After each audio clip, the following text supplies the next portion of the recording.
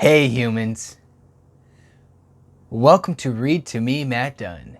I'm Matt Dunn, and I'm going to read to you. Yes! We are going to read Pride and Prejudice by Jane Austen. You know we are on chapter 10. We are definitely going to have a part 1, part 2 for this one. I mean, let's not say definitely. Let's not say definitely.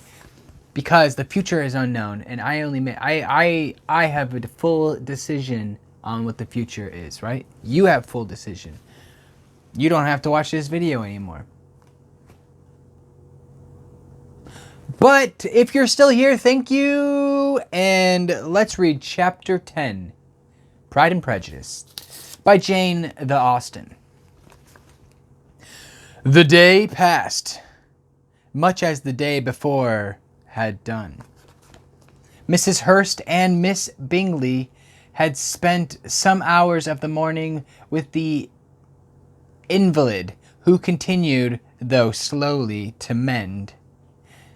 And in the evening, Elizabeth joined their party in the drawing room. Oof. The loo table, however, did not appear. Mr. Darcy was writing, and Miss Bingley seated near him. Mr.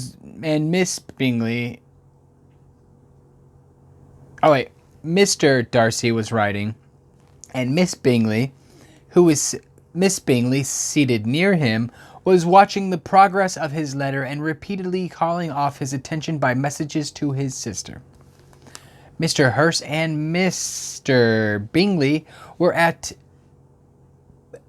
Piquet, Piquet,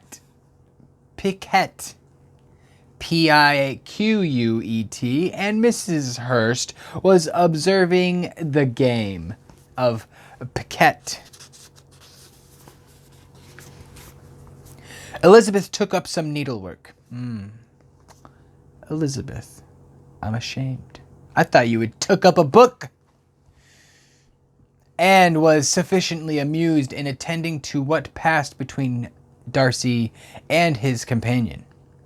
The perpetual commendations of the lady, either on his handwriting, or on the evenness of his lines, or on the length of his letter, with the perfect unconcern with which her praises were received, formed a curious dialogue, and was exactly in unison with her opinion of each.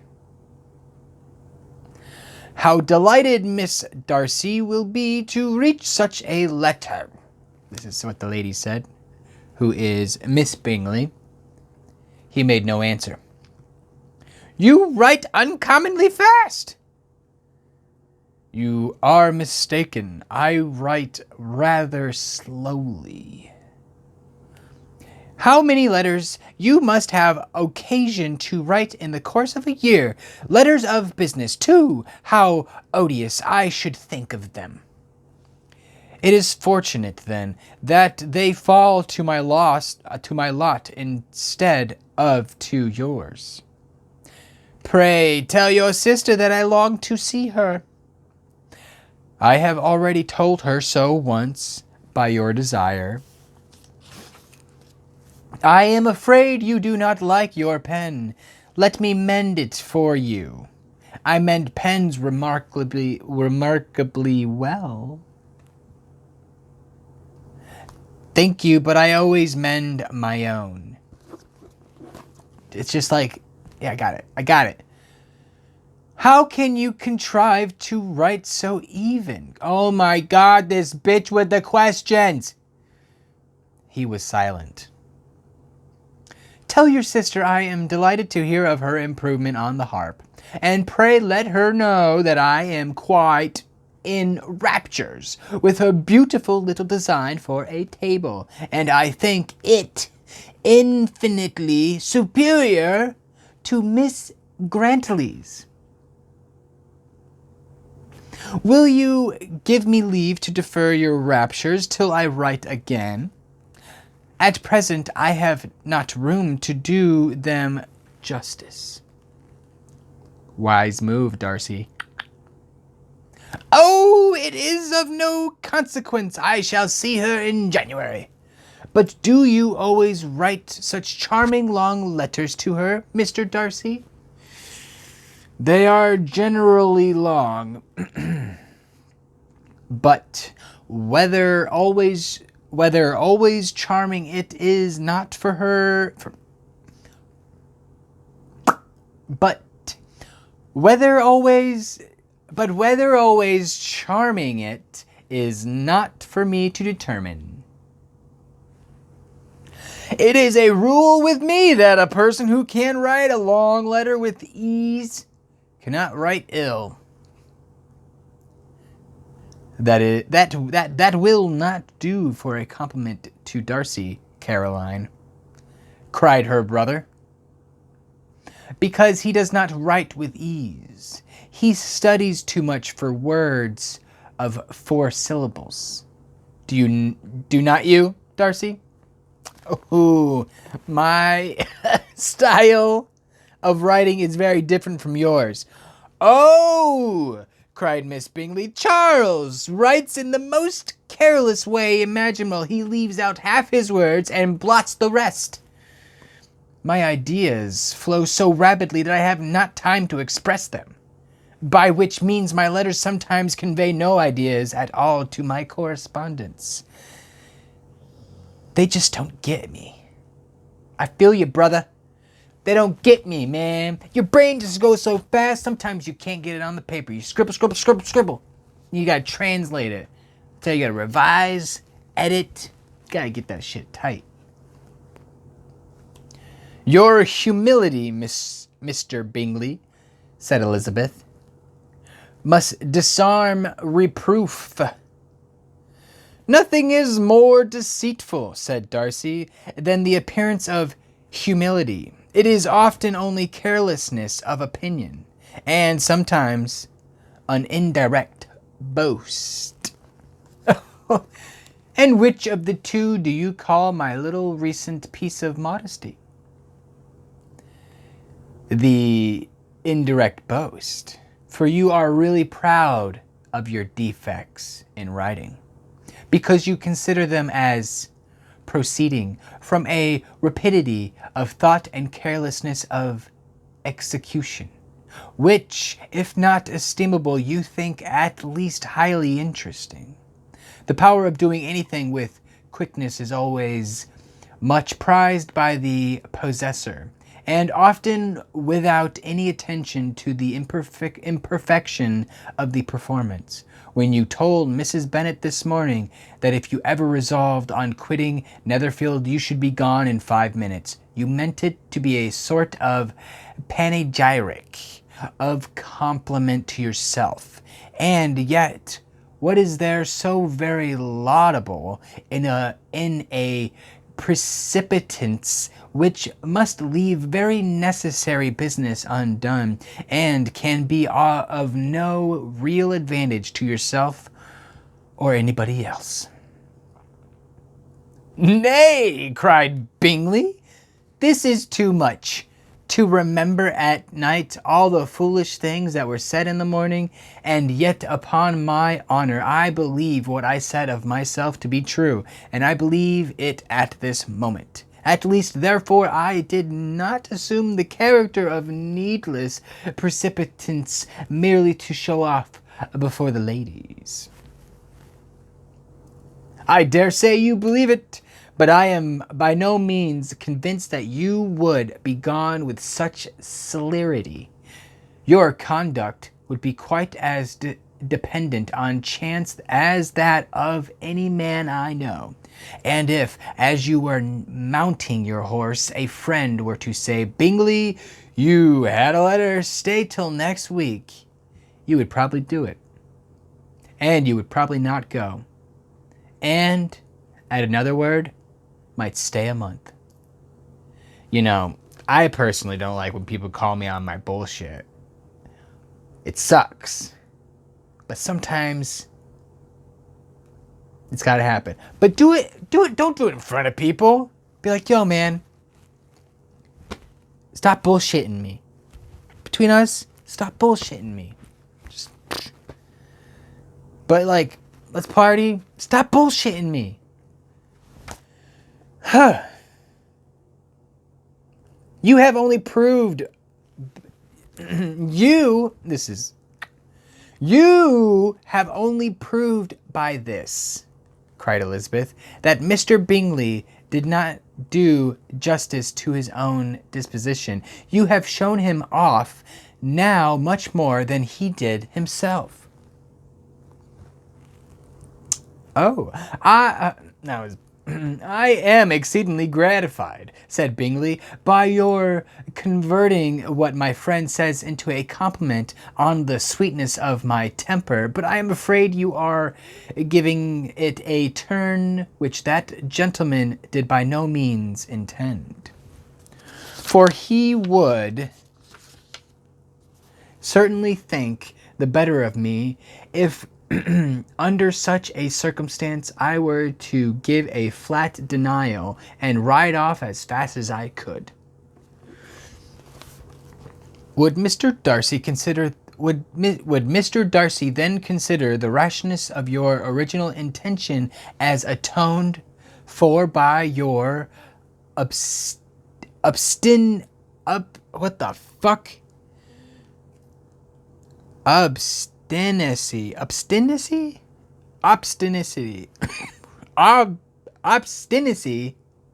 Yaha! Obstinacy in adhering to it. Right? Oof. Obstinacy. Quite literally, obstinacy. Let's go a little bit further. Ooh, I cannot use these post-it notes anymore. Damn motherfucker. Can I read that word anymore? Wow. Right through the page. See that shit? Book lovers beware. I'm destroying this book as we speak. Fuck my life. Fucking shit. I'm gonna make that word up when I get there. God damn it. Oh, wow. I'm a loser and a half, everybody. Let's continue. Let's do that last sentence again, just so we can get the feel of it. Hey, this is probably Elizabeth. Would Mr. Darcy then consider the rashness of your original intention as atoned for by your obstinacy? Okay. All right, let's do this. I got my computer right here. I'm gonna type in a word, and we are literally going to hit this with the internet. Obstinacy. Totally. First time doing this. Obstinacy. Oh my God, I've been saying it right the whole time. Obstinacy. Obstinacy. Obstinacy. Obstinacy. Obstinacy. Obstinacy. Obstinacy. Obstinacy. In the sea. I sell obstinacies in the by the obstinacies. Anyway, obstinacy. In adhering to it. Obstinacy in adhering to it. You guys are just like bro tugging each other along. Upon my word, I cannot exactly explain the matter. Darcy must speak for himself. This is the guy probably. You expect me, this is probably Darcy, I'm assuming. You expect me to account for opinions which you choose to call mine, but which I have never acknowledged. Allowing the case, however, to stand according to your representation, you must remember, Miss Bennet, that the friend who is supposed to desire his return to the house and the delay of his plan has merely desired it, asked it without offering one argument in blank of whoa, I want to see if I can figure this out. What word is this? Upside down. In law. Favor. Backward. Oh, man. Without offering one argument in favor of its propriety. You think I would know how to speak words, being a guy with a moderate education, but no, I just to yield readily, easily to the persuasion of a friend is no merit with you. To yield without conviction is no compliment to the understanding of either. Like person to person to person. New person. You appear to me, Mr. Darcy, to allow nothing for the influence of friendship and affection. A regard for the requester would often make one readily yield to a request without waiting for arguments to reason one into it. I am not particularly speaking of such a case as you have supposed about Mr. Bingley. We may as well wait. I think I got something on my eye. I got fuzzy on my eye. Fuzzy? You can see a fuzzy in my eye? Okay. I can see it. We may as well wait, perhaps till the circumstance occurs before we discuss the discretion of his behavior thereupon. But in general and ordinary cases between friend and friend, where one of them is desired by the other to change a resolution of no very great moment, should you think ill of that person for complying with the desire without waiting to be argued into it? Question mark. And this is either Darcy or Bingley. Oh, this is Darcy. Will it not be advisable before we proceed on this subject to arrange with rather more precision the degree of importance which is to appertain to this request, as well as the degree of intimacy subsisting between the parties? Parties? Question mark. By all means, cried Bingley, let us hear all the particulars, not forgetting their comparative height and size, for that will have more weight in the argument, Miss Bennet, than you may be aware of. I assure you that if Darcy were this is still the dude. I assure you that if Darcy were not such a great tall fellow in comparison with myself, I should not pay him half so much deference. I declare I do not know a more awful object than Darcy, on particular occasions and in particular places, at his own house especially, and of a Sunday evening when he has nothing to do. Are they arguing? Like, come on. What's going on here? I don't know. Mr. Darcy smiled. Are they arguing? But Elizabeth thought she could perceive that he was rather offended. They sound like they're arguing. And therefore checked her laugh.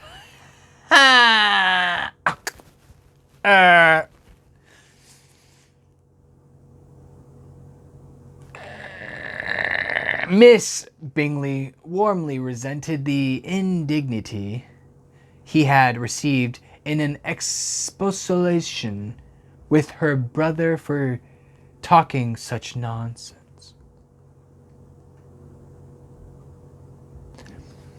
Miss Bingley.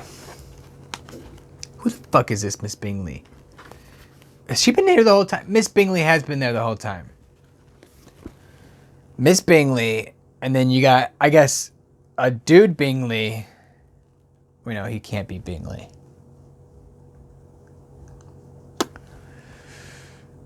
So many characters. And then what's this dog doing in the corner? There's this weird dog just staring at everybody, and nobody even knows how to get there.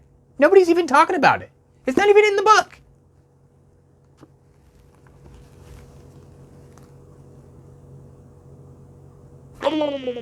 Miss Bingley warmly resented the indignity as he received expulsion from her brother for talking such. I got it. I read that one. Yeah.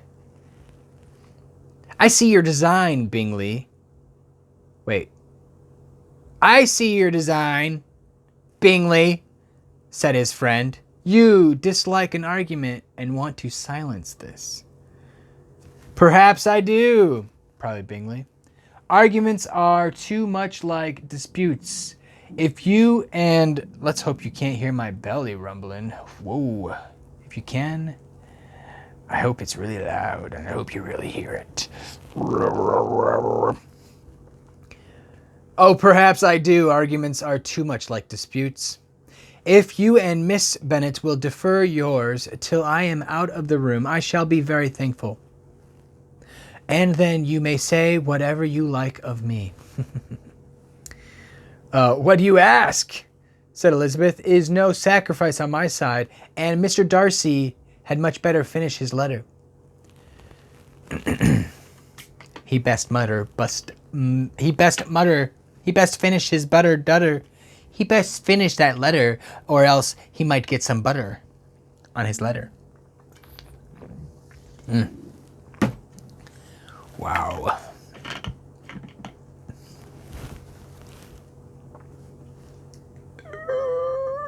Mr. Darcy took her advice and did finish his letter, his better butter letter. When that business was over, he applied to Miss Bingley and Elizabeth for the indulgence of some music. Miss Bingley, moved with alacrity,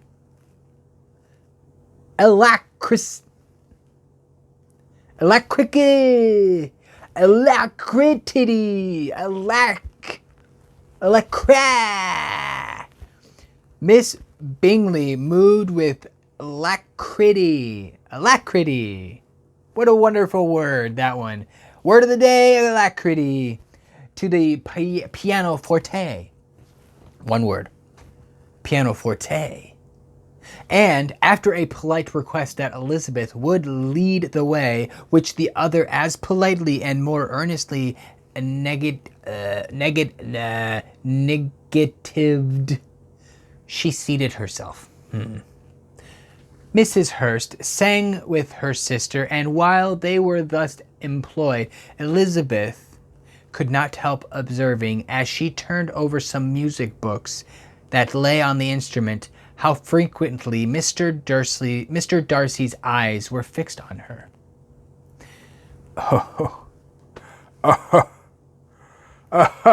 Oh my God. She hardly knew how to suppose that she could be an object of admiration to so great a man, and yet that he should look at her because he disliked her was still more strange. She could only imagine, however, at last, that she drew his notice because there was a something about her more wrong and reprehensible, according to his ideas of right, than in any other person present. The supposition did not pain her. She liked him too little to care for his approbation. I'm just going to keep these fucking words up in the corner.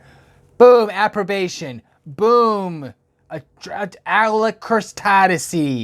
Boom, obstinacy. Boom, countenance. All these fucking words, and we're gonna write them down. We're gonna fucking flashcard them. Whoo. After playing some Italian songs, I played a Italian song. Is this offensive? Is this offensive to you? Am I being offensive to the Italians? Italian songs. Miss Bingley varied the charm by a lively Scotch air. They're in the Scotch area. Scotch air and Italian air. It tastes the same because it's all the same.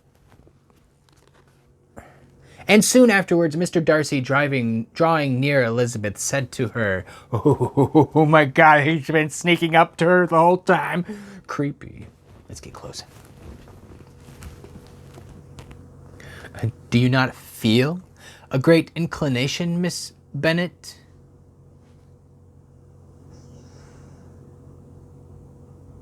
Yeah, this is it.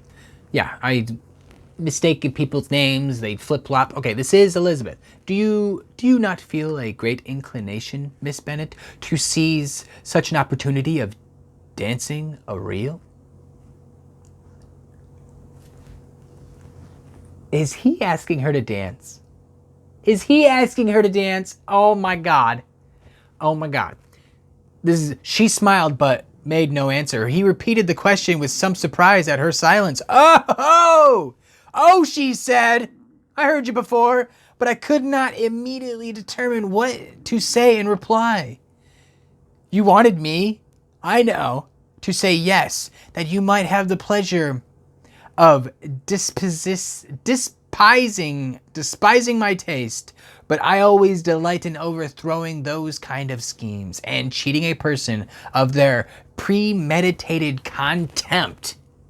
I have therefore made up my mind to tell you that I do not want to dance a reel at all. And now despise me if you dare." "Indeed, I do not dare." "I do not dare. I wouldn't dare. This girl is quick and sharp."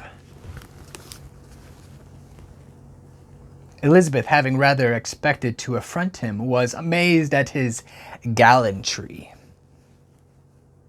But there was a mixture of sweetness and archness in her manner which made it difficult for her to affront anybody. And Darcy had never been so bewitched by any woman as he was for her. He really believed that were it not for the inferiority of her connections, he should be in some danger. Ooh.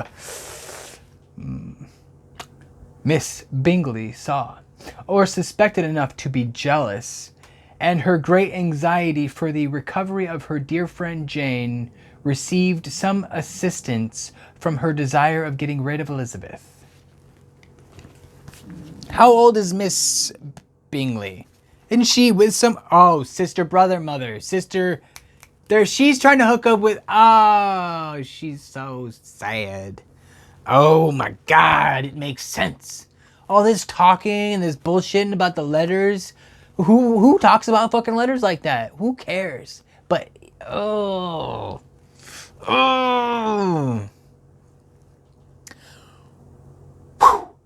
She often tried to provoke Darcy into disliking her guest by talking of their supposed marriage and planning his happiness in such an alliance.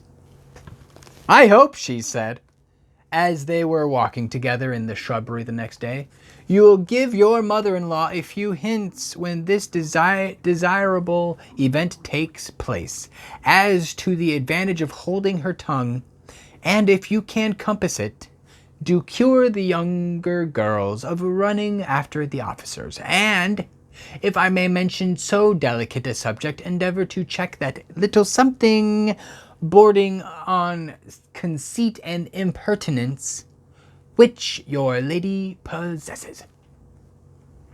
Have you anything else to propose for my domestic felicity?" "Yeah? Oh, yes. Do let the portraits of your uncle and Aunt Phillips be placed in the gallery at Pemberley. Put them next to your great uncle the judge. They are in the same profession, you know. Only in different lines. As for your Elizabeth's picture, you must not attempt to have it taken, for what painter could do justice to those beautiful eyes? It would not be easy indeed to catch their expression, but their color and shape and the eyelashes so remarkably fine might be copied. At that moment they were met from another walk by Mrs. Hurst and Elizabeth herself. See, there's scenes things going on here, and I guess this is the whole next day. Whatever. I did not know that you intended to walk, said Miss Bingley, in some confusion lest they had been overheard. Oh my God, excuse me.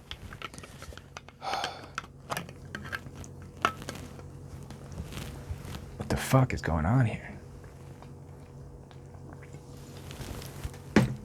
Did I miss something? Am I missing something? I'm sure missing something. Hope not you. I? Not I, you? Oh, yes. No, wait. It would be not easy indeed to catch their expression, but their color and... Oh, fucking eyes again. At that moment, they were met from another walk by Mrs. Hurst and Elizabeth herself. I did not know that you intended to walk, said Miss Bingley in some confusion, lest they had been overheard. You used us abominably ill, answered Mrs. Hurst, running away without telling us that you were coming out. Then, taking the disengaged arm of Mr. Darcy, she left Elizabeth to walk by herself. The path just admitted 3. Mr. Darcy felt their rudeness and immediately said, "This walk is not wide enough for our party. We had better go into the avenue."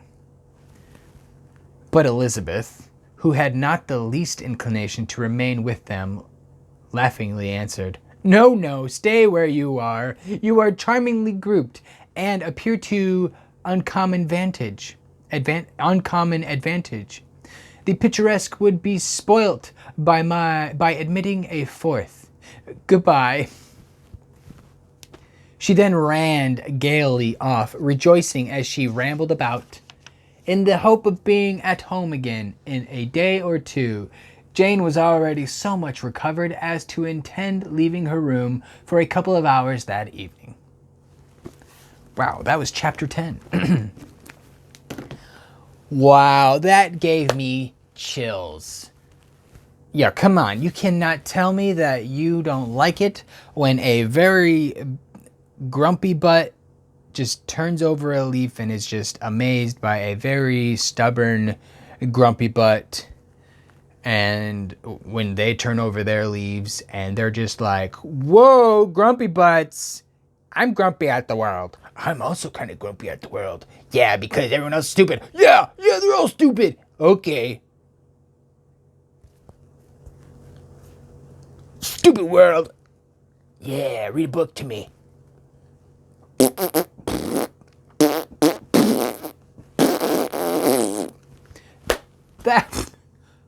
What a story. Anyway, if you'd like for me to keep reading, please check out some more of my videos. Give me a thumbs up if you like, or hit the subscribe button if you want to keep up with all my videos. You know, every day I'm going to keep them posting, and then I will probably have things. More things. Everyday things. More books probably. More stories. Who knows? Anyway, I'll see you tomorrow. Bye.